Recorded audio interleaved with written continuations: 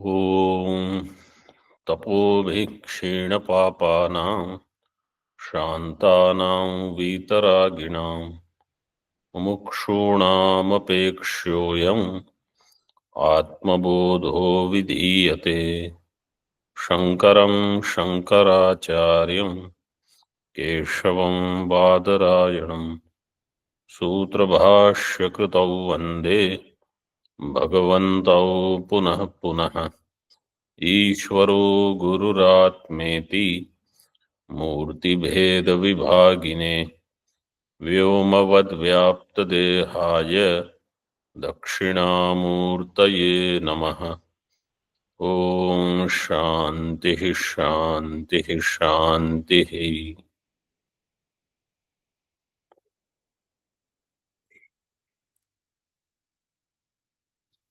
आत्मबोध की इस प्रवचन श्रृंखला में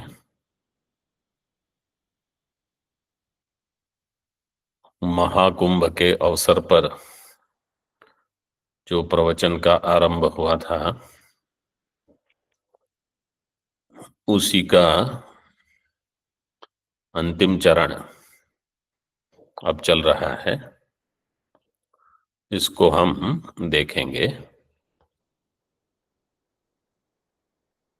इस ग्रंथ में जैसे हमने पहले बताया,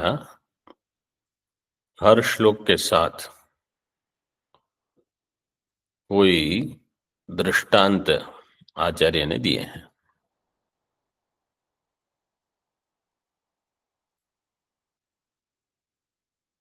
वेदांत शास्त्र का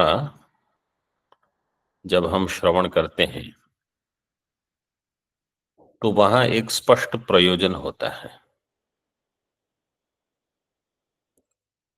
और वह प्रयोजन है प्रमाण असंभावना की निवृत्ति। प्रमाण असंभावना एक प्रकार का दोष है।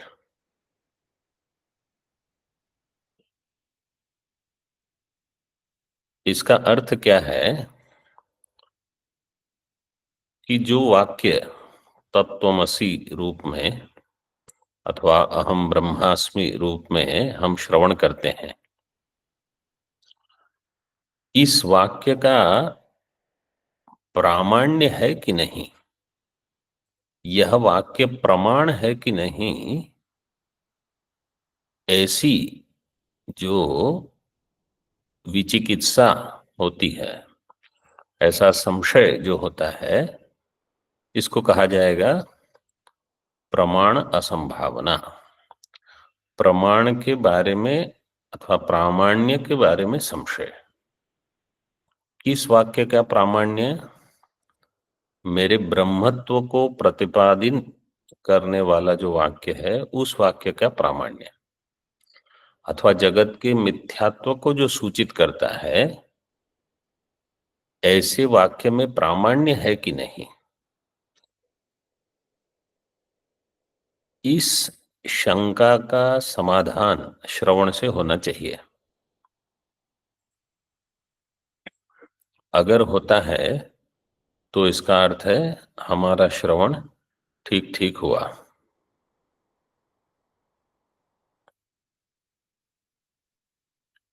जब हम वेदांत का श्रवण करते समय भाष्य, टीका आदि का अध्ययन करते हैं, पूर्व पक्ष के रूप में अन्य दर्शनों को, उनके चिंतन को उठाते हैं, उनके प्रश्नों का समाधान, उनके विरोध का परिहार जब हम करते हैं,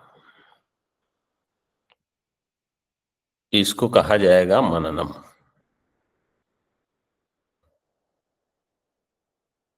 मननम का अर्थ बिल्कुल स्पष्ट होना चाहिए। शास्त्रीय चिंतन, और इसमें भी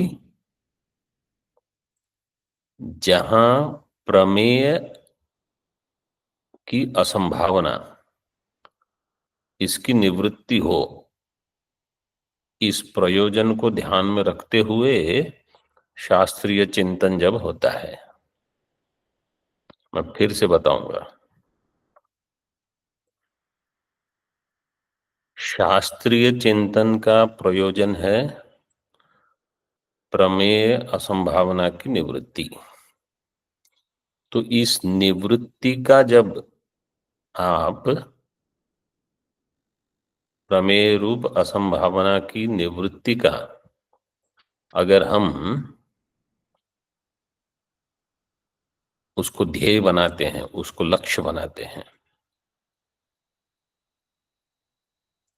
तब उस चिंतन को मननम कहा जाएगा।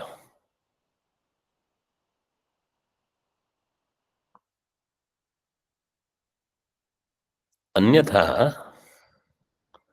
वह चिंतन मननम नहीं कहा जाएगा।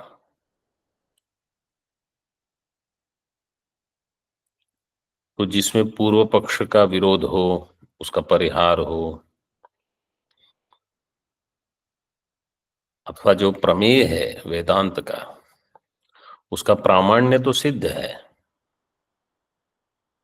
लेकिन उस प्रमेय विषयक प्रश्न हो, उसको कहा जाएगा मननम, जहां प्रमेय विषयक प्रश्न का समाधान हो, परिहार हो।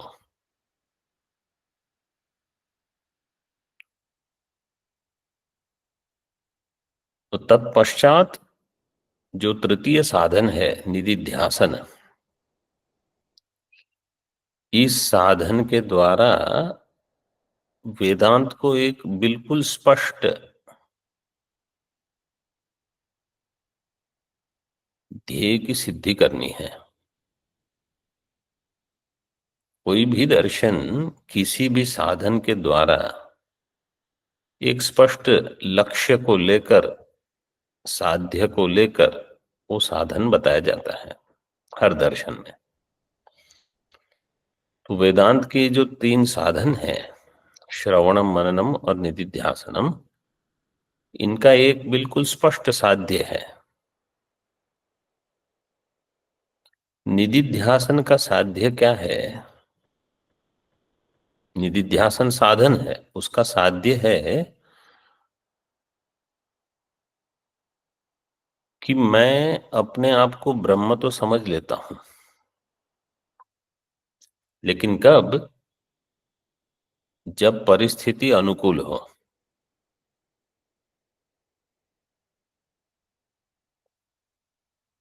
जब परिस्थिति प्रतिकूल होती है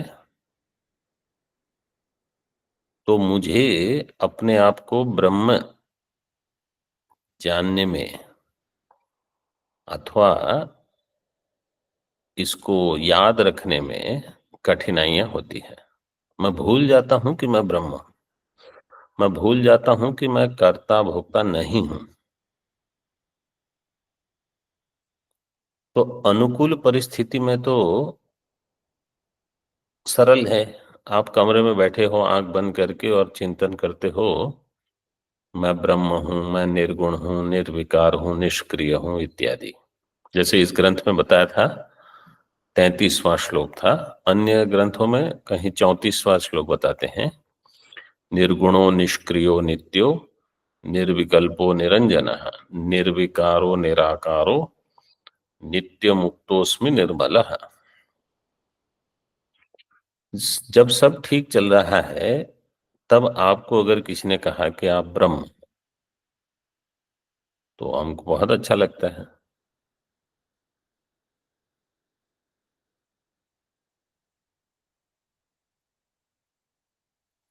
जब बहुत आपत्तियां होती हैं, दुख होता है, किसी ने कुछ कह दिया या कुछ अनुभव ऐसा हो गया जो हमको अच्छा नहीं लग रहा, ठीक नहीं लग रहा, उस समय इस ब्रह्म ज्ञान को याद रखना, निधिध्यासन का ये प्रयोजन है।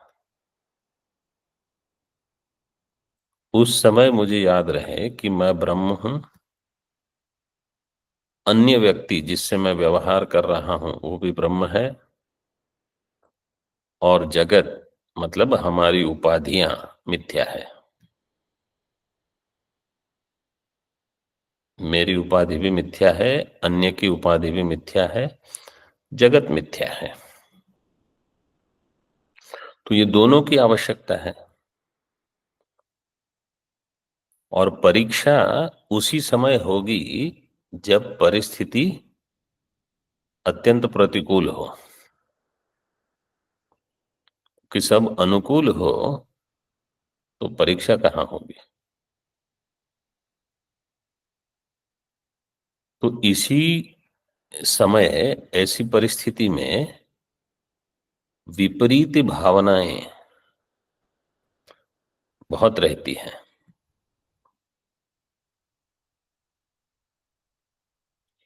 विपरीत भावना का अर्थ है कि चाहे भले कुछ भी मैंने पढ़ लिया, समझ लिया, बहुत सारे नोट्स लिख लिए,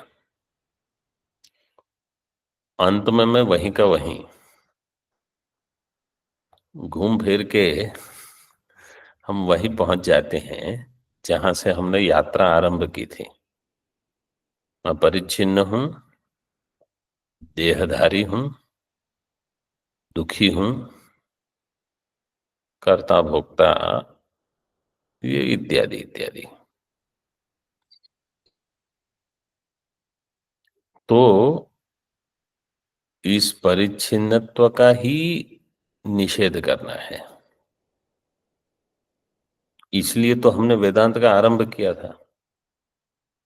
तो अभी इतना श्रवण हो गया, इतना मनन हो गया, फिर भी वो दोष नहीं गया। इसलिए इस ग्रंथ में हमने क्या देखा, दो प्रकार की निधिध्यासन की प्रक्रिया बताई। एक, अगर आप देखोगे,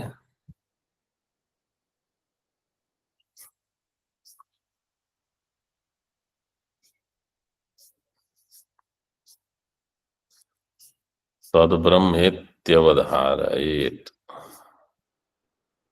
इस प्रकार की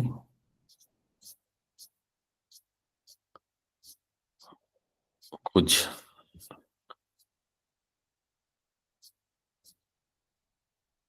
भगवान के द्वारा हमको सूचनाएं दी गई हैं। हमने देख लिए थे 53, 54, 55, 56, ये सारे श्लोक, और भी एक दो चार आएंगे ऐसे, ये देख लिए थे ना। नहीं, हाँ ये हो गए थे। तो ये एक प्रकार है, तद ब्रह्म इति अवधारयेत। ब्रह्म का अवधारण, इसका अर्थ क्या है कि वह ब्रह्म तुम हो, इस प्रकार से समझना है। तद ब्रह्म अहम इति अवधारयेत। तो ब्रह्म के जो जो लक्षण है उसको अपने में देखना।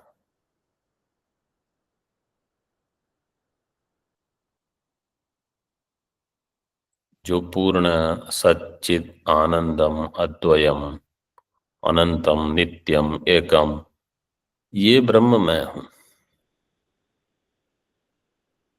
जो वेदांत के द्वारा लक्षित है अखंड आनंदम, वो मैं हूं। आनंद स्वरूप मैं हूं, जिसके एक लव से अन्य ब्रह्मादि भी आनंदी हो जाते हैं। तो इसको समझते रहना, इस विचार को दृढ़ करना, ये एक प्रकार का निधिध्यासन है। जैसे पहले कहा निर्गुणो निष्क्रियो, तो मैं गुण रहित हूं। निष्क्रिय, मैं क्रिया रहित हूं, नित्य हूं, निर्विकल्प हूं। निर्विकल्प का अर्थ क्या है कि जहां अन्य वस्तु का ही अभाव हो।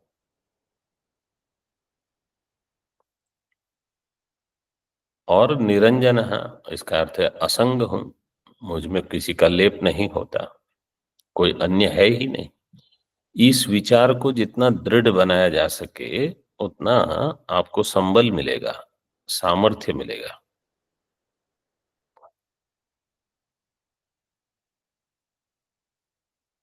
इसके साथ साथ एक अन्य निधिध्यासन भी सूचित किया गया है। वह क्या है?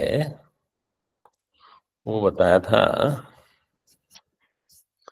विविक्त देश आसीनो विरागो विजितेंद्रिय भावयेदेकमात्मानं तमनंतम अनन्यधि। 37 श्लोक, 38 श्लोक, ये दोनों। विविक्त देश में रहना,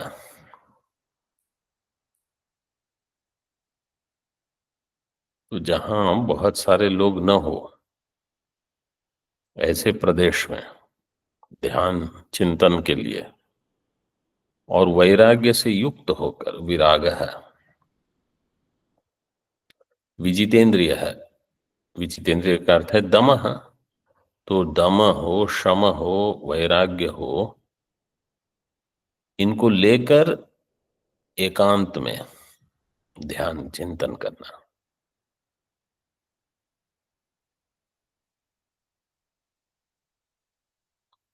और उस अनंत ब्रह्म को अनन्य ही, अनन्य धी का अर्थ है जो अनन्य चिंतन करता है, वह उस आत्मा का ध्यान करे, उस आत्मा का चिंतन करे, भावयेत। तो विविक्त देश का अर्थ ये है कि मन को शांत करके, बिल्कुल उसमें जो विक्षेप है उनको हटाकर चिंतन करना है। खाली प्रदेश में रहना। खाली प्रदेश मतलब बाह्य नहीं, आंतर। बाह्य तो खाली आवश्यक है, लेकिन अगर मन में बहुत सारा कूड़ा कचरा भरा है तो चिंतन कहाँ होगा। और 38 श्लोक में कहा था, आत्मा में ही दृश्य का प्रविलापन करना और निर्मल चिंतन करना आत्मा का। जैसे आकाश बिल्कुल स्वच्छ है, इसी प्रकार आत्मा भी दोष रहित, बिल्कुल स्वच्छ है। जैसे आकाश में भेद मिथ्या है, वैसे आत्मा में भेद मिथ्या है। इस प्रकार चिंतन करना।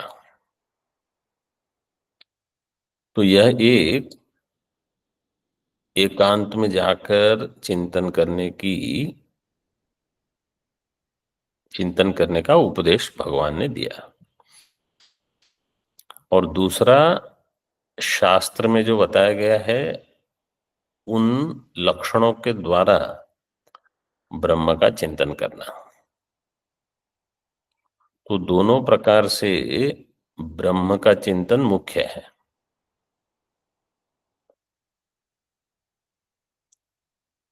ऐसा करने से जो विपरीत भावना है वो कम हो जाएगी। मैं ये तो नहीं कहूंगा कि इस अभ्यास से वो चली जाएगी। विपरीत भावना का अत्यंत अभाव केवल ज्ञान से होगा, प्रक्रिया से नहीं। ज्ञान से का अर्थ ये है कि ज्ञान ये हो कि ब्रह्म के अलावा बाकी सब मिथ्या है। विपरीत भावना भी मिथ्या है। विपरीत भावना का जो आलंबन है, अंतःकरण, वो भी मिथ्या है। विपरीत भावना जिस अहंकार को दुखी करती है, वो अहंकार भी मिथ्या है। विपरीत भावना अहंकार को 2 बार दुखी करती है। जिसने अध्ययन किया है उसको 2 बार दुख होता है। जो अध्ययन नहीं करते उनको एक ही दुख होता है। 2 बार क्यों दुख होगा? एक दुख तो ये होगा कि विषय के कारण जो भी परिस्थिति आई वो दुख देके गई, ये तो सामान्य दुख हो गया। और दूसरा दुख ये होगा कि ऐसी परिस्थिति आई जिसने दुख दिया और मुझे याद नहीं रहा कि मैं ब्रह्म हूं। इतना सारा अध्ययन किया है फिर भी मैं दुखी हो गया। यह जो फिसलन हो जाती है इस मार्ग में, वो साधक को ही दुख लग होता है, क्योंकि इतनी साधना की और अपने आप में मैं फल नहीं देख रहा। जो साधक नहीं है उनको कहाँ रोना है, वो तो वैसे ही दुखी हैं।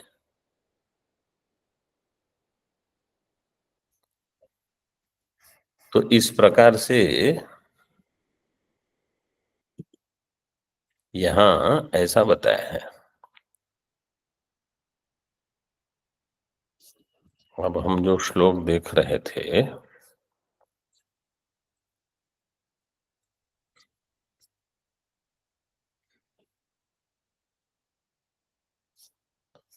सत्तावन श्लोक तक हमने पूरा किया था।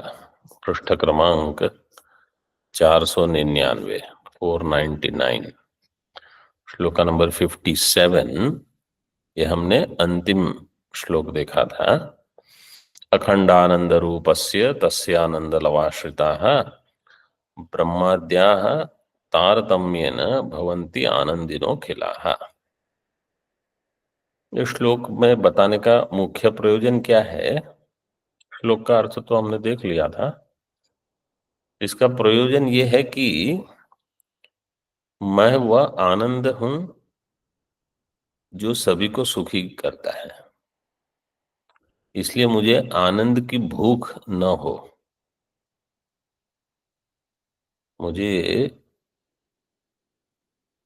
परितृप्ति हो, मैं अतृप्त न रहूं,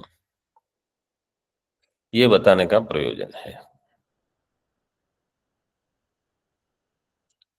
यहां तक कि ब्रह्मा जी की भी तृप्ति मेरे कारण होती है। ब्रह्माद्याः तारतम्येन अखिलाः आनंदिनो भवन्ति। ब्रह्मा हो, इंद्र हो, बृहस्पति हो, प्रजापति हो, ये सब ब्रह्म के ही आनंद से सुखी होते हैं। वो ब्रह्म मैं हूं। अब ये तब तक सिद्ध नहीं होगा जब तक हमको अपने में पूर्णत्व न दिखे, अथवा परिच्छिन्न अनात्मा से हमारा तादात्म्य जब तक न कट जाए, अथवा कम से कम न हो जाए, तब तक ये नहीं होगा। परिच्छिन्न से तादात्म्य काटने के लिए क्या करना होगा? जो अपरिच्छिन्न है वहां अपना तादात्म्य जोड़ना है। बार बार हमको ये याद दिलाना है कि मैं ब्रह्म हूं। अगर शास्त्र ने ये बताया है, कल उपदेश साहस्री में ये आया था, अगर शास्त्र ने कहा है कि मैं ब्रह्म हूं, तो शास्त्र प्रमाण है, इसलिए मैं ब्रह्म ही हूं, ऐसी समझ हो जाए हमारी।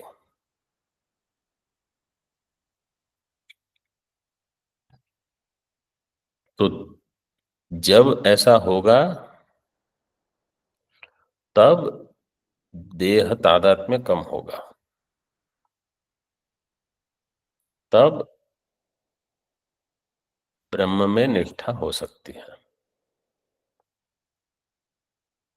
फिर ये जितने वाक्य दिए हैं वो हमको अपने आप में घटाने में सहजता हो जाएगी कि हाँ ये तो है, सत्य है। नहीं तो कठिनाई होगी। फिर हम कहेंगे ये तो क्या कह रहे हैं, ऐसा तो है नहीं। ऐसा है, वो जो कह रहे हैं और आप जो समझ रहे हो उसमें भेद है, इसलिए आपको लग रहा है कि ऐसा नहीं है। वास्तव में ऐसा ही है।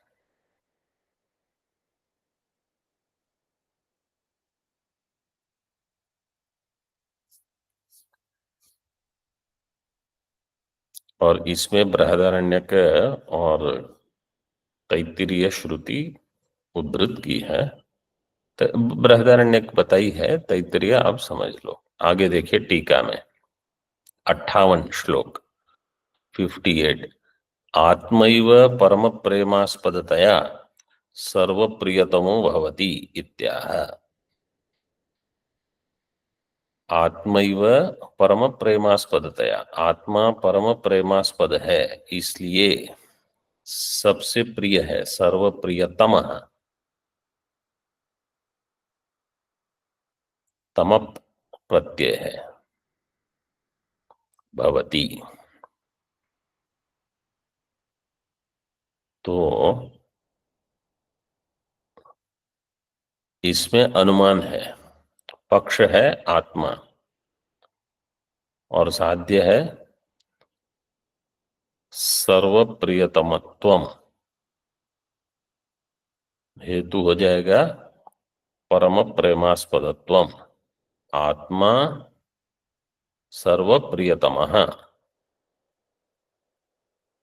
परम प्रेमास्पदत्वात्। आत्मा परम प्रेम का आस्पद है। परम प्रेम का आस्पद, इसका अर्थ क्या है कि आत्मा को मैं सबसे अधिक, आत्मा को मतलब अपने आप को मैं सबसे अधिक प्रेम करता हूं। परम प्रेमास्पदतया सर्वप्रियतम, सबसे वो प्रिय है।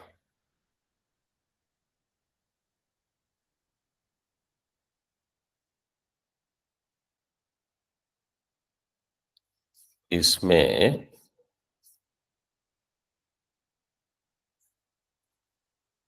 श्लोक दिए हैं,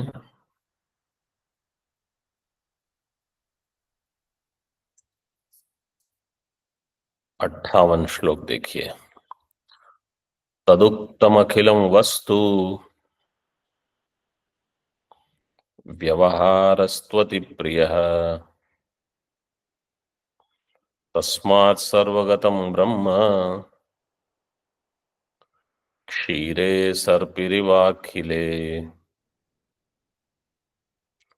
तद्युक्तमखिलं वस्तु व्यवहारस्त्वति प्रियः, तस्मात् सर्वगतं ब्रह्म क्षीरे सर्पिरिवाखिले।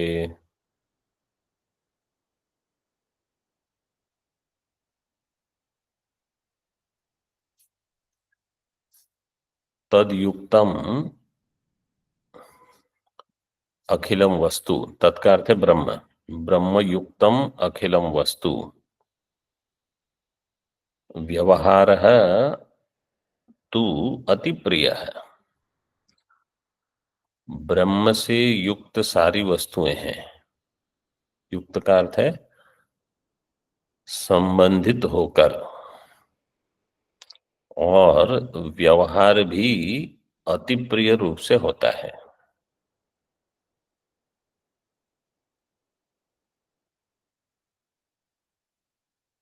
तस्मात् सर्वगतम ब्रह्म, इसलिए ब्रह्म सर्वगत है। जैसे क्षीरे सर्पी रिवाखिले, क्षीर का अर्थ है दुग्ध में सर्पी, घी। सर्पिः इव अखिले क्षीरे, जैसे समस्त दूध में घी मिला रहता है, इसी प्रकार ब्रह्म सर्वगत है। समस्त उपाधियों में ब्रह्म उपलब्ध है। सारी वस्तुएं तदयुक्त है और उनका व्यवहार भी अति प्रिय होता है जब ब्रह्म वहां उपस्थित है। इसलिए जिसको दृग्दृश्य विवेक में कहा, अस्ति भाति प्रियम रूपम नाम चेत्यंश पंचकम, आद्यत्रयम ब्रह्म रूपम जगद रूपम ततोद्वयम। तो अस्ति भाति प्रियम, ये जगत में जो प्रिय है, जो भी कुछ, वो इसलिए प्रिय है क्योंकि वहां ब्रह्म है। ब्रह्म वहां भास रहा है। टीका में देख लो, अखिलम देहादि वस्तु तद युक्तम, तद युक्तम का अर्थ है तेन युक्तम, तेन संयुक्तम एवं, इसलिए प्रियतमम, इसलिए सारी चीजें में ब्रह्म का आभास होने से आनंद की प्रतीति होती है। व्यवहारोपि तद युक्तम एवं अत्यंतम प्रिय, व्यवहार भी वहां प्रिय है। क्यों? देखो, साधारण इसका नियम क्या है, जो सुख का साधन है वो प्रिय होता है। सुख का साधन, सुख के साधन का साध्य क्या होगा?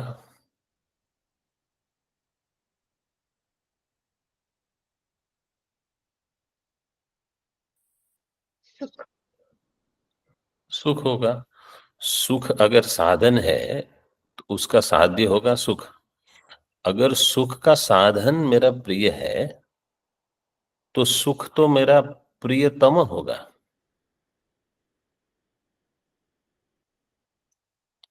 तो जो चीज मुझे सुख देती है उसको मैं अत्यंत प्रेम करूंगा, ये नियम है। जहां से भी हमको सुख की अनुभूति होती है अथवा ऐसा लगता है कि ये मेरे सुख के लिए काम आ जाएगा, उसको भी हम प्रेम करते हैं। तो जो स्वयं सुख रूप है वो तो अत्यंत प्रिय होगा। तो आत्मा ही स्वयं सुख रूप है, इसलिए अत्यंत प्रिय है वो।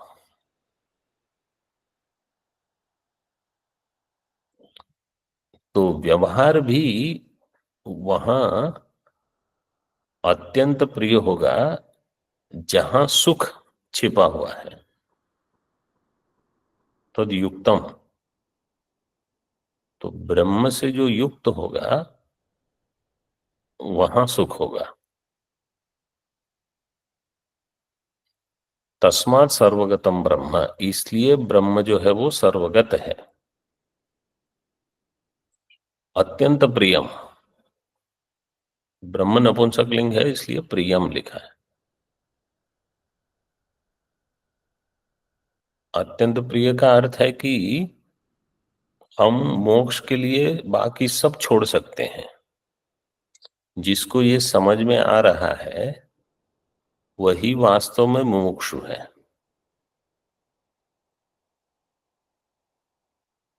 ब्रह्म के लिए मैं सब छोड़ने को क्यों तैयार हूं? क्योंकि ब्रह्म ही सुख है। अन्य कोई जो सुख जहां भासता है वो केवल आभास है। तो मुझे मोक्ष चाहिए मतलब मुझे सुख चाहिए।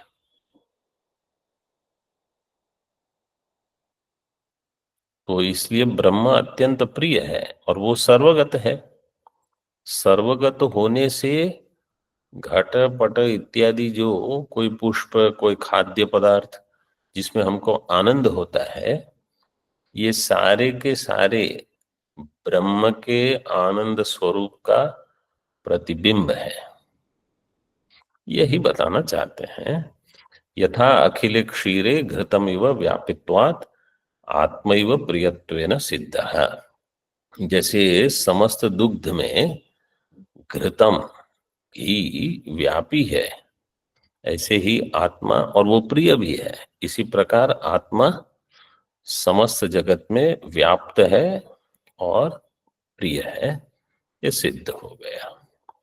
ओम पूर्णमदः पूर्णमिदं पूर्णात् पूर्णमुदच्यते पूर्णस्य पूर्णमादाय पूर्णमेवावशिष्यते। ओम शांति शांति शांति। ओम।